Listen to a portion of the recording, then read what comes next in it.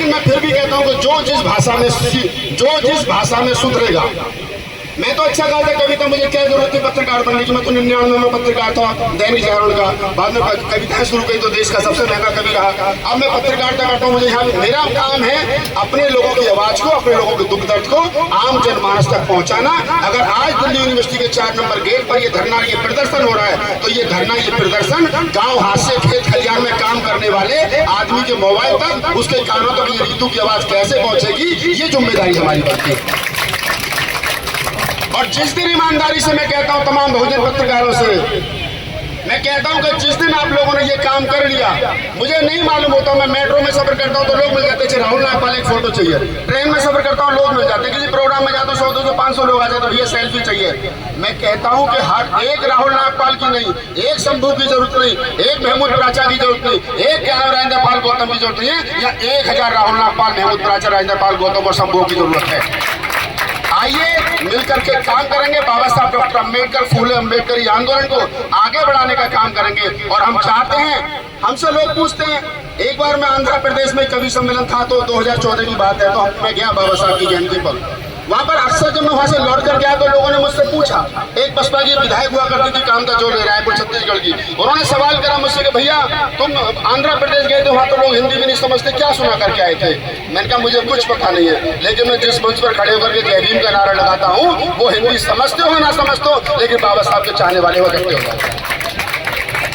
ये नीला झंडा और ये नीला रंग और ये जय भीम का नारा, ये आम साधारण चीज नहीं है, आम साधारण नारा नहीं है, ये साधारण रंग नहीं है, ये इस देश में तीसरी आजादी की लड़ाई है। एक आजादी वो जो आजादी के लिए लड़ी गई, अंग्रेजों से गुलामी से छुटकारा पाने के लिए, एक आजादी वो थी जो इस देश में अपना संविधान लागू करने के, अपने हकों को लागू कराने के लिए लड़ी गई, और ये तीसरी आजादी है, इस मनुवाद से छुटकारा पाने की आजादी है। हम लोग समझ लें, सीख लें, रोज रोज ऋतु धरने पर नहीं बैठेंगे। और हम नहीं चाहते कि हमारे बच्चे, हमारा समाज काम धंधा छोड़ करके अपने बच्चों का अच्छा भविष्य बनाने को, उनका रास्ता छोड़ करके धरने पर बैठे। हम बिल्कुल नहीं चाहते, हम किसी को परेशान करना नहीं चाहते, लेकिन ये भी सच है कि अगर हमको छेड़ा जाएगा, अगर हमको दबाया जाएगा, अगर हमारे संवैधानिक अधिकार छीने जाएंगे, तो फिर बाबा साहब के बेटे बेटियां खामोश नहीं बैठेंगे, आपकी ईंट से ईंट बजा देंगे। महमूद प्राचा जी कह रहे हैं संविधान के तौर पर लड़ाई लड़ेंगे, हम उनके साथ हैं, लेकिन मैंने कहा और रिकॉर्ड कर लो इस बात को कि जो जिस भाषा में समझेगा उसको उसकी भाषा में समझा देंगे। बाबा साहब के बेटे बेटियों को कमजोर ना समझा जाए। इस देश का अमन चैन, इस देश की शांति अगर टिकी है तो इस देश के SC ST यानी कि दलित समाज के लोगों के ऊपर टिकी है। जिस दिन इस देश के SC ST ने, OBC ने अपना आपा खो दिया और संविधान की जगह हाथ में कुछ और पकड़ लिया, तो याद रखना ये आगे आगे होंगे और हम पीछे पीछे होंगे, और इनको फिर वही भेज देंगे जहां से आए थे। लेकिन ये संवैधानिक बात नहीं है, इसलिए मैं कहता हूं हमारा धरना पीसफुल है और हम ये चाहते हैं कि देश भर से हमें समर्थन मिल रहा है। वामन मेश्राम जी यहाँ आए, इतना बड़ा संगठन चलाते हैं वाम सेव के नाम से। मैंने तमाम लोगों से अपील की, मैंने कल कहा कि चंद्रशेखर रावल को भी यहाँ आना चाहिए, मैं निमंत्रण देता हूँ उसको, आए यहाँ पर।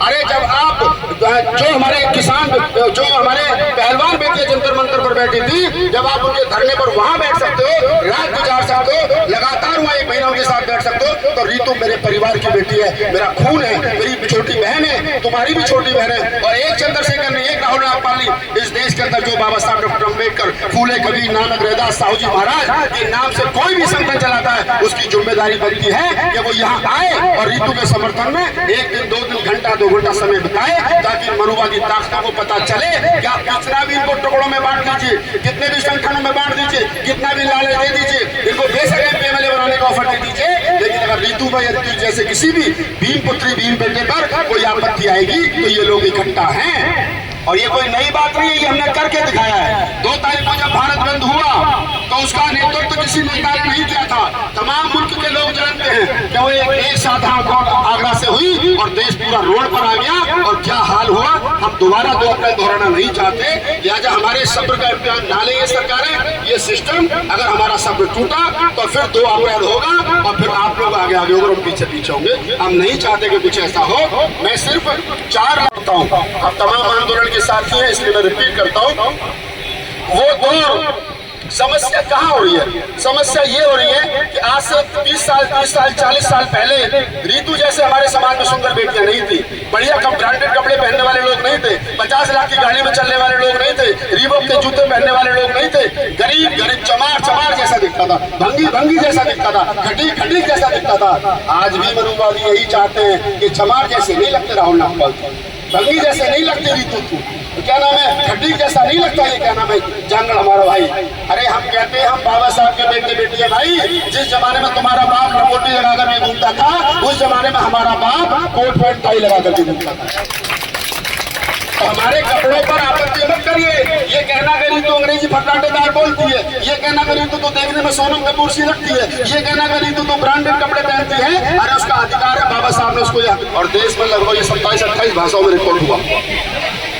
तो और इसकी एक विशेष बात और बता दूं कि 125वीं जयंती पर बाबा साहब की में कनाडा में विशेष रूप से प्रोग्राम आमंत्रित किया गया था और मुझे कॉल करके वहां से पूछा गया कि हम आपकी कविता यहाँ गाना चाहते हैं। मैंने कहा मेरी नहीं है, पूरे पुल भर के अम्बेडकर वादियों अब गाइए। तो वो मुक्तक मैं आपको सुना दूँ। तमन्नाओं में तमन्ना अभी एक और बाकी है। क्या तमन्ना बाकी है बाबा साहब के बेटे बेटियों की? हमसे कहा गया, एक बार मैं कवि सम्मेलन से आ रहा था रीवा मध्य प्रदेश से, हमारे एक साथी कवि पहले राजनीति में गए हमारी तरह, जब नहीं पढ़ी तो वो भी आजकल अपने अपने राम कर रहे हैं, हम भी अपना अपना काम कर रहे हैं, तो कोई बड़ी बात नहीं है, क्योंकि कभी राजनीति में सिस्टम में फिट नहीं होता। तो उन्होंने कहा कि राहुल नागपाल बाबा साहब के नाम से रोड है, कॉलेज है, इंस्टीट्यूट है, सबसे ज्यादा है, और क्या चाहिए? तो मैंने कहा ठीक है पंडित जी जवाब देंगे हम। तो मैंने कभी तमन्ना लिखी है सही कि तमन्नाओं में तमन्ना अभी एक और बाकी है, ये फोटो भीम की नोटों पे अभी आनी बाकी है। मैंने सदन में भारत जब तो नया बना दिया मोदी जी ने, पता नहीं हमने तो कुछ देखा नहीं है, जो पुराने वाला कल परसों बिछा था जो अभी काम में नहीं है। मैंने 10 बार वहाँ खड़े होकर के कविताएं पढ़ी है बाबा साहब की जयंती पर और बाबा साहब के परिनिर्वाण पर। जब मैंने पहली बार प्राचा साहब की कविता पढ़ी तो थावरचंद गहलोत जी मिनिस्टर हुआ करते थे, समाज कल्याण मंत्रालय उनके पास था, तो वो मेरी पीठ थपथपा रहे थे, रामविलास पासवान वगैरह सारे लोग। बोले राहुल जी मेरी कविताएं आपके बच्चे बहुत सुनते हैं। मैं कहा थावर साहब मोदी जी की वजह से झूठ बोले, तुम भी सुनते हो झूठ।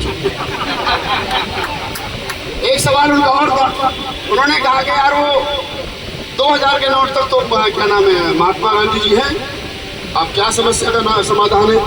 तो मैंने कहा देखो महात्मा गांधी जी सिंपल 10वीं LLB थे, बाबा साहब डॉक्टर अम्बेडकर विश्व के सबसे ज्यादा छठे विद्वान थे, तो 2000 के नोट था उनको रहने तो हमारे को झगड़ा तो है नहीं उनसे।